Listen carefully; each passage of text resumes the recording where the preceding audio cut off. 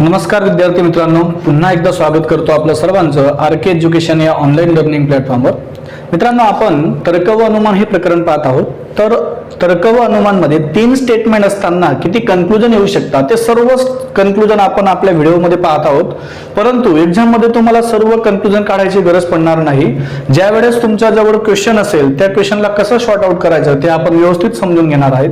फक्त तुम्हाला 3 स्टेटमेंटवर किती प्रकारचे कन्क्लुजन येऊ शकतात ते सर्व अनालिसिस मी या ठिकाणी घेत आहोत. आज आपण 3 स्टेटमेंटवरून किती कन्क्लुजन निघतात ते पाहत आहोत. त्याच्यानंतर आपण 4 स्टेटमेंट दिले असताना किती प्रकारचे कन्क्लुजन येऊ शकतात ते सर्व स्टेटमेंट आपण आपल्या व्हिडिओ कोर्स मध्ये कंप्लीट करत आहोत. चला तर सुरुवात करूया आजच्या सेशनला. पहिल्या क्वेश्चनला आपल्या उजव्या स्क्रीनवर पहा. Statement number 27. सर्व ए बी आहेत, एकही ए सी नाही आणि एकही बी डी नाही. तर या ठिकाणी 2 निगेटिव्ह आणि 1 पॉझिटिव्ह क्वांटिफायर दिलेले आहेत. एकही नाही हा निगेटिव्ह क्वांटिफायर आहे आणि सर्व हा पॉझिटिव्ह क्वांटिफायर आहे. मग याच्यापासून किती कन्क्लुजन निघतात ते आपण पाहूया. आपल्या ह्या कोर्समध्ये आपण ज्यावेळेस 3 स्टेटमेंट सॉल्व्ह करतोय, 3 स्टेटमेंटवरून कन्क्लुजन काढतोय, त्याच्यापासून फक्त आपण मेन कन्क्लुजन काढत आहोत. कोणते कन्क्लुजन काढत आहोत मित्रांनो? Main conclusion.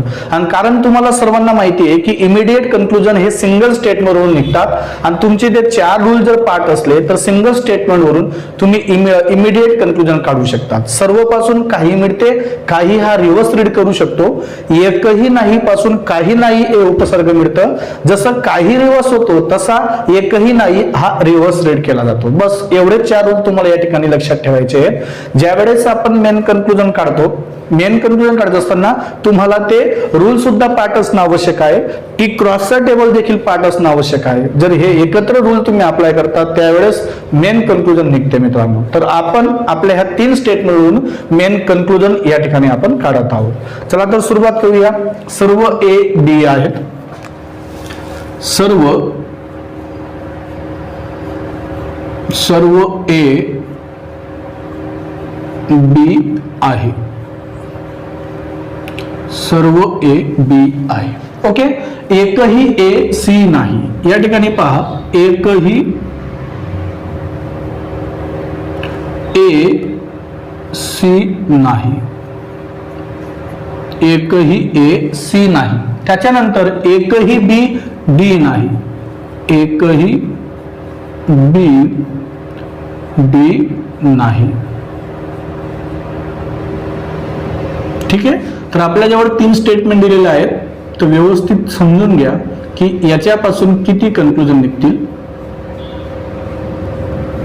स्टेटमेंट नंबर 27 आणि कन्क्लुजन. ओके. कन्क्लुजन मध्ये आपण मेन कन्क्लुजन काढणार आहोत आणि 2 स्टेटमेंटला एकत्र करून मेन कन्क्लुजन निघते. तर या ठिकाणी पहा, पहिलं आणि सेकंड कन्क्लुजन आपण स्टेटमेंट एकत्र करून किती कन्क्लुजन निघतात ते पाहूया. सर्व ए बी आहेत. तर याच्यापासून इमिडिएट कन्क्लुजन काय मिळेल? काही ए बी आहे, काही बी ए आहे. ओके. परंतु या ठिकाणी फक्त मी तुम्हाला मेन कन्क्लुजन समजावून सांगत आहे. सर्व प्लस एकही नाही मध्ये टिक क्रॉसचा टेबल लक्षात ठेवा. Tick cross. एकही नाही साठी काय आहे? Tick tick. ओके. मग हे पॉझिटिव्ह आणि हे निगेटिव्ह याच्यापासून येणारं जे कन्क्लुजन असेल ते काय असेल मित्रांनो? निगेटिव्ह असेल. ज्या वेळेस सर्व प्लस एकही नाही याला आपण एकत्र करू. पहा, सर्व प्लस एकही नाही, सर्व प्लस एकही नाही याच्यापासून आपल्याला काय मिळेल मित्रांनो? एकही नाही.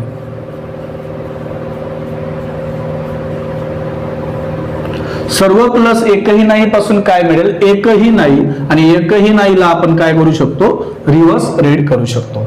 आणि तुम्हाला माहितीये हा सर्व प्लस एकही नाही पासून एकही नाही मिळेल आणि एकही नाही पासून आपल्याला काय मिळते मित्रांनो? काही नाही मिळते. काय मिळते? काही नाही.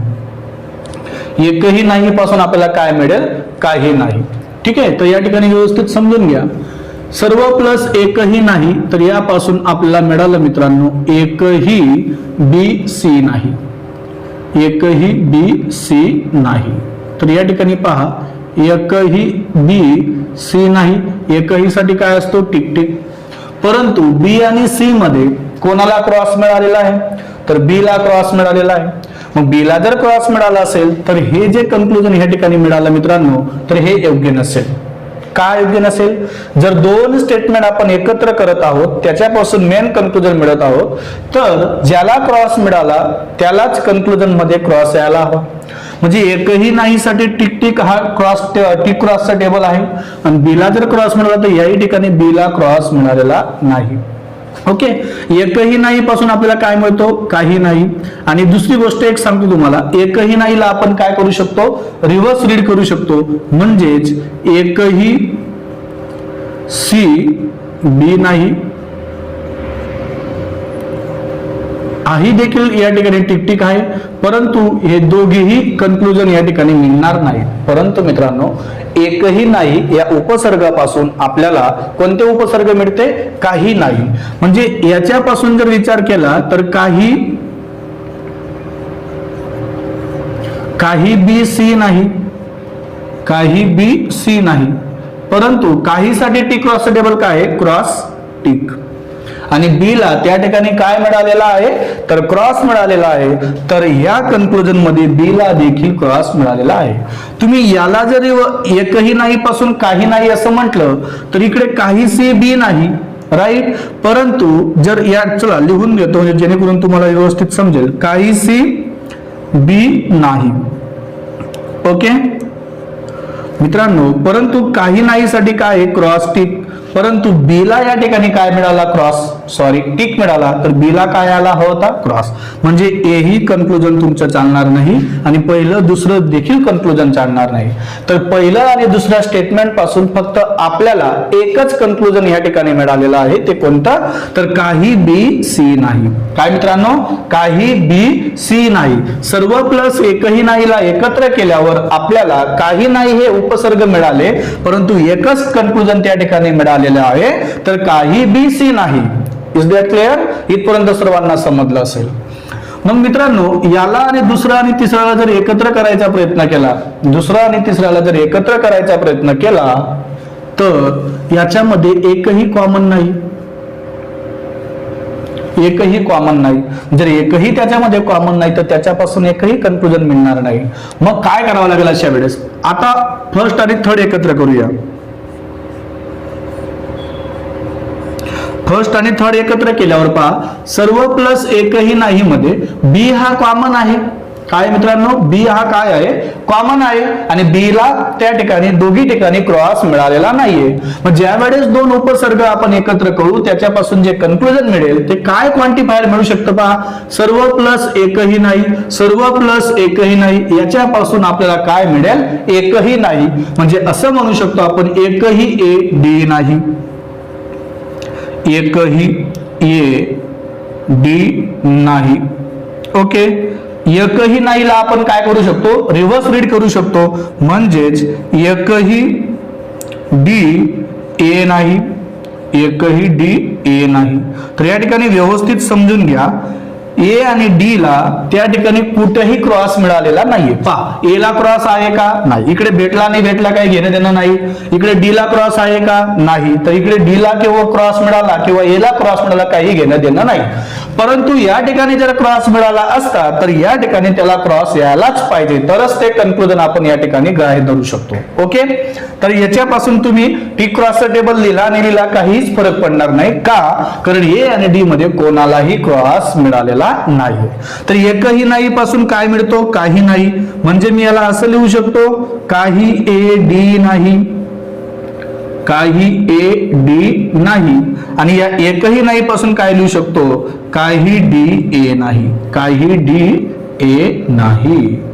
तर लक्षात ठेवा मित्रांनो, तर पहिलं आणि तिसरं स्टेटमेंट जर एकत्र केलं तर आपल्याला 4 कन्क्लुजन या ठिकाणी मिळालेले आहे. ओके, मग मित्रांनो मला असं म्हणायचंय आता याच्यामध्ये काय कन्क्लुजन येऊ शकतो ते आपण चेक करावं लागेल. म्हणजे दुसरं आणि तिसरं मध्ये एकही कन्क्लुजन आपल्याला या ठिकाणी मिळत नाहीये, परंतु पहिलं आणि दुसरं पासून आपल्याला कोणतं कन्क्लुजन मिळालेलं आहे?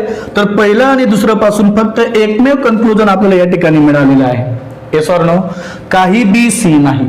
ठीक आहे, तर एकही नाही आणि काही नाहीला जर एकत्र करायचा प्रयत्न केला तर हे निगेटिव्ह स्टेटमेंट आहे आणि हे निगेटिव्ह स्टेटमेंट आहे. ज्या वेळेस तुम्ही दोन निगेटिव्ह स्टेटमेंट एकत्र जोडणार तर त्यावेळेस काय येईल? No conclusion. काय मित्रांनो? No conclusion. म्हणजे तुम्ही बी, सी आणि डी मध्ये जर कन्क्लुजन आणण्याचा प्रयत्न केला, डी आणि सी मध्ये जर तुम्ही कन्क्लुजन आणण्याचा प्रयत्न केला तर त्यामध्ये कन्क्लुजन येणार नाही. काय येणार नाही? कारण एकही नाही हे निगेटिव्ह स्टेटमेंट आहे आणि काही नाही हे सुद्धा निगेटिव्ह स्टेटमेंट आहे. ज्या वेळेस दोन निगेटिव्ह स्टेटमेंट तुम्ही एकत्र करून कोणतंही कन्क्लुजन काढण्याचा प्रयत्न करतात त्या ठिकाणी कोणत्याही प्रकारचं कन्क्लुजन येणार नाही. का? टू गेट्स निगेटिव्ह, म्हणजे दोन स्टेटमेंट जर आपल्याला निगेटिव्ह मिळाले तर is equal to no conclusion. म्हणजे दोन निगेटिव्ह स्टेटमेंट पासून कोणत्याही प्रकारचं कन्क्लुजन येत नाही. ठीक आहे मित्रांनो, तर अशा पद्धतीने एवढे कन्क्लुजन या ठिकाणी मिळालेले आहेत. Note down. पुढील स्टेटमेंट पाहूया. Statement number 28. स्टेटमेंट्स पहा. सर्व ए बी आहेत, काही बी सी आहेत आणि सर्व सी डी आहेत. तर सर्व पॉझिटिव्ह क्वांटिफायर या ठिकाणी दिलेले आहे. म्हणजे येणारे जे कन्क्लुजन असेल मित्रांनो ते सर्व काय असतील? पॉझिटिव्ह असेल. एकही कन्क्लुजन यामध्ये निगेटिव्ह येणार नाही. निगेटिव्ह क्वांटिफायर्स म्हणजे नेमकं काय? एकही ए बी नाही, काही बी सी नाही. हे एकही नाही आणि काही नाही हे दोघेही क्वांटिफायर या ठिकाणी निगेटिव्ह आहे. म्हणजे ह्या तीन स्टेटमेंट पासून येणारे कन्क्लुजन हे पॉझिटिव्ह असेल. मग अशा वेळेस काय करायचं? ज्या वेळेस आपल्याकडे क्वेश्चन दिलेला असेल मग क्वेश्चन मध्ये पहा की जे निगेटिव्ह स्टेटमेंट आहे ते आपोआप कट होऊन जातात. कारण पॉझिटिव्ह स्टेटमेंट पासून आपल्याला पॉझिटिव्हच कन्क्लुजन मिळते, निगेटिव्ह मिळत नाही. तर सर्व ए बी आहेत.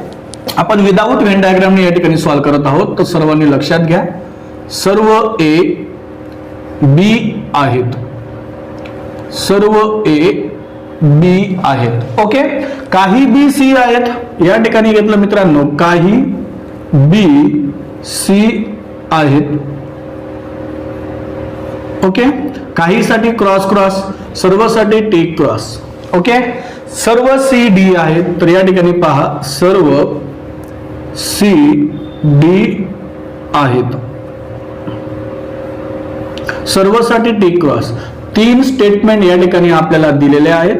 तर याच्यापासून येणारे किती कन्क्लुजन असतात? तर तुम्हाला माहिती आहे इमिडिएट कन्क्लुजन आपण या ठिकाणी काढू शकतो, परंतु इमिडिएट कन्क्लुजन आता तुम्हाला काढता येतील. आता आपण मेन कन्क्लुजन काढूया. काय काढूया मित्रांनो? Main conclusion. तर मेन कन्क्लुजन काय असतील पहा. पहिलं आणि सेकंड स्टेटमेंट जर एकत्र केले, पहिलं आणि सेकंड स्टेटमेंट जर एकत्र केलं तर दोघेही पॉझिटिव्ह स्टेटमेंट आहेत. तर याच्यापासून येणारं काय असेल? पॉझिटिव्हच असेल. मग दोन स्टेटमेंट एकत्र करून जे क्वांटिफायर आपण एकत्र करतो तर मेन कन्क्लुजन मध्ये कोणता क्वांटिफायर येऊ शकतो? पहा, सर्व प्लस काही.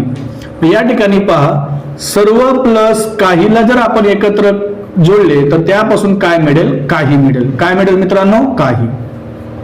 सर्व प्लस काही पासून आपल्याला काही हे क्वांटिफायर मिळेल आणि काहीला काय करू शकतो आपण? रिव्हर्स रीड करू शकतो. तर पहा या ठिकाणी पहा, सर्व प्लस काहीला जर आपण एकत्र केले, सर्व प्लस काहीला जर आपण एकत्र केले तर या ठिकाणी तुम्हाला एक गोष्ट लक्षात ठेवायची मित्रांनो, बी ला दोघी ठिकाणी क्रॉस मिळालेला आहे. बी ला दोघी ठिकाणी क्रॉस मिळालेला आहे. म्हणजे याचा अर्थ ए आणि सी मध्ये नो कन्क्लुजन असेल. ए अँड सी याच्यामध्ये काय असेल? No conclusion. काय असेल मित्रांनो? No conclusion. ए आणि सी मध्ये कोणत्याही प्रकारचं कन्क्लुजन येणार नाही. मी जर म्हटलं तुम्हाला सर्व प्लस काही पासून आपल्याला काही मिळते मान्य आहे, परंतु बी ला दोघी ठिकाणी काय मिळालेलं आहे? क्रॉस मिळालेला आहे. जर बी ला दोघी ठिकाणी क्रॉस मिळाला असेल तर ए आणि सी मध्ये कोणत्याही प्रकारचं कन्क्लुजन येणार नाही. तर त्यामध्ये काय असेल मित्रांनो? No conclusion. ठीक आहे. तर दुसरं आणि तिसरं जर एकत्र करायचा प्रयत्न केला तर सी या ठिकाणी कॉमन आहे, कॉमन वर्ड आहे, परंतु सी ला दोघी ठिकाणी क्रॉस मिळालेला आहे का? नाही. म्हणजे याचा अर्थ बी आणि डी मध्ये कन्क्लुजन येऊ शकते. तर सर्व प्लस काही किंवा काही प्लस सर्व, सर्व प्लस काही किंवा काही प्लस सर्व याच्यापासून काय मिळेल?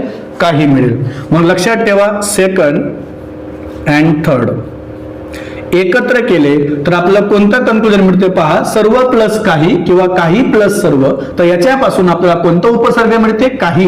म्हणजे या ठिकाणी मी असं म्हणू शकतो मित्रांनो की काही सी डी आहेत, काही सी डी आहेत आणि सी आणि डी ला दोघी ठिकाणी क्रॉस मिळालेला आहे, पहा सी ला देखील क्रॉस आहे, डी ला देखील क्रॉस आहे, तर येणारा कन्क्लुजन मध्ये देखील क्रॉस यायलाच हवा, कारण क्रॉस वाले को क्रॉस मिलेगा. सी काहीसाठी क्रॉस क्रॉस असतो, सी लाही क्रॉस मिळाला, डी लाही क्रॉस मिळाला, आणि काहीला आपण काय करू शकतो, रिव्हर्स रीड करू शकतो. म्हणजेच याचा अर्थ मित्रांनो, तर यापासून आपल्याला काही डी सी आहेत, काही डी सी आहेत, तर काही क्रॉस क्रॉस. कळलं मित्रांनो, तर काही सी डी आहेत तर काही डी सी आहेत. तर दुसरं आणि तिसरं कन्क्लुजन स्टेटमेंट पासून आपल्याला दोन कन्क्लुजन मिळाले. पहिलं आणि दुसरं स्टेटमेंट पासून आपल्याला कोणत्याही प्रकारचे कन्क्लुजन मिळाले नाही. तर पहिलं आणि तिसऱ्यामध्ये आपण चेक करायचा प्रयत्न करूया. पहिलं आणि तिसरं जर एकत्र केलंय, पहिलं आणि तिसरं जर एकत्र केले मित्रांनो, तर यापासून कन्क्लुजन मिळते का पाहूया. आणि पहिलं आणि तिसरं जर एकत्र केलं तर त्यामध्ये एक वर्ड हा कॉमन पाहिजे. तर या ठिकाणी ए आणि बी आहे, तर या ठिकाणी सी आणि डी आहे. भला जर तुम्ही एक आणि दोन पासून जे कन्क्लुजन मिळालं असतं, तर ते आणि कन्क्लुजन आणि तिसरं कन्क्लुजन एकत्र करून जे आपल्याला कन्क्लुजन मिळालं असतं ते मान्य केलं असतं. परंतु पहिला आणि दुसऱ्यापासून आपल्याला कोणत्याही प्रकारचं कन्क्लुजन मिळालेलं नाहीये. म्हणजे तुम्ही ए आणि डी मध्ये कोणत्याही प्रकारचं कन्क्लुजन काढू शकत नाही. बी आणि सी मध्ये तुम्ही कोणत्याही प्रकारचं कन्क्लुजन काढू शकतात. बी आणि सी का, काही बी सी आहेत तर काही सी बी आहेत. ओके, हे इमिडिएट कन्क्लुजन मिळालं. परंतु ए आणि डी मध्ये कोणत्याही प्रकारचं कन्क्लुजन येणार नाही. तर ए अँड डी याच्यामध्ये काय येईल मित्रांनो, नो कन्क्लुजन. काय येईल, नो कन्क्लुजन. ठीक आहे, समजलं सर्वांना? तर व्यवस्थित नोट डाऊन करा. पुढचं स्टेटमेंट पाहूया. Statement number 29. सर्व ए बी आहेत, काही सी ए आहेत, एकही बी डी नाही. चला त्याला सॉल्व करूया. सर्व ए बी आहेत, सर्व ए बी आहेत. ओके, सर्वसाठी तुम्हाला माहिती आहे टिक क्रॉस. ओके, काही सी ए आहेत, तर काही सी ए आहेत, काही सी ए आहेत. ठीक आहे, फर्स्ट स्टेटमेंट. सेकंड स्टेटमेंट, विधान क्रमांक 3. एकही बी डी नाही, एकही बी डी नाही, तर हे निगेटिव्ह स्टेटमेंट आहे. हे लक्षात ठेवा, हे पॉझिटिव्ह, हे पॉझिटिव्ह आणि हे निगेटिव्ह. ज्यावेळेस एक पॉझिटिव्ह निगेटिव्ह जोडून येणारं जे कन्क्लुजन असेल ते काय असतं मित्रांनो, निगेटिव्ह. मग आता या ठिकाणी आपण कन्क्लुजन काढूया. परंतु कन्क्लुजन आपण कोणतं काढतोय, मेन कन्क्लुजन. इमिडिएट कन्क्लुजन तुम्हाला सर्वांना माहिती आहे, सर्व पासून काही मिळते. म्हणजेच काय, काही ए बी आहे, काही बी ए आहे, कारण काहीला आपण रिव्हर्स रीड करतो. काही सी ए आहे, त्याला रिव्हर्स रीड करूया, काही ए सी आहेत. एकही बी डी नाही, तर एकही नाही हा रिव्हर्स होतो, आणि एकही नाही पासून आपल्याला काय मिळते, काही नाही. म्हणजे एकही डी बी नाही, काही बी डी नाही, आणि काही डी बी नाही. तर एवढे हे इमिडिएट कन्क्लुजन मिळतात. परंतु आपण 3 कन्क्लुजन स्टेटमेंट पासून मेन कन्क्लुजन किती मिळतात ते पाहत आहोत. तर पहिलं आणि सेकंड स्टेटमेंट जर एकत्र केले, पहिलं आणि सेकंड स्टेटमेंट जर एकत्र केले तर येणारं मेन कन्क्लुजन काय असू शकतं ते पाहूया. पहा मित्रांनो. ओके, तर याच्यामध्ये पहा, काहीला आपण क्रॉस क्रॉस लिहितो, एकही नाही साठी आपण काय लिहितो, टिक टिक लिहितो. मग सर्व प्लस काही पासून आपल्याला काही मिळते. काय मिळते मित्रांनो, सर्व प्लस काही यापासून आपल्याला काही हे उपसर्ग मिळते, म्हणजे क्वांटिफायर मिळते. काय मिळते मित्रांनो, क्वांटिफायर. ओके,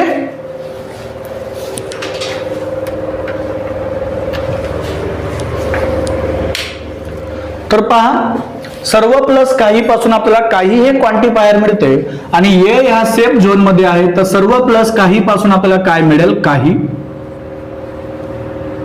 म्हणजेच काही बी सी आहेत, काही बी सी आहेत, काही बी सी आहेत. तर दोघांना त्या ठिकाणी क्रॉस मिळालेला आहे. बी ला देखील क्रॉस आहे, सी ला देखील क्रॉस आहे. म्हणजेच याही ठिकाणी बी आणि सी ला काय यायला हवा, क्रॉस यायला हवा. काही हा रिव्हर्स रीड करू शकतो, म्हणजेच काय, काही सी बी आहेत,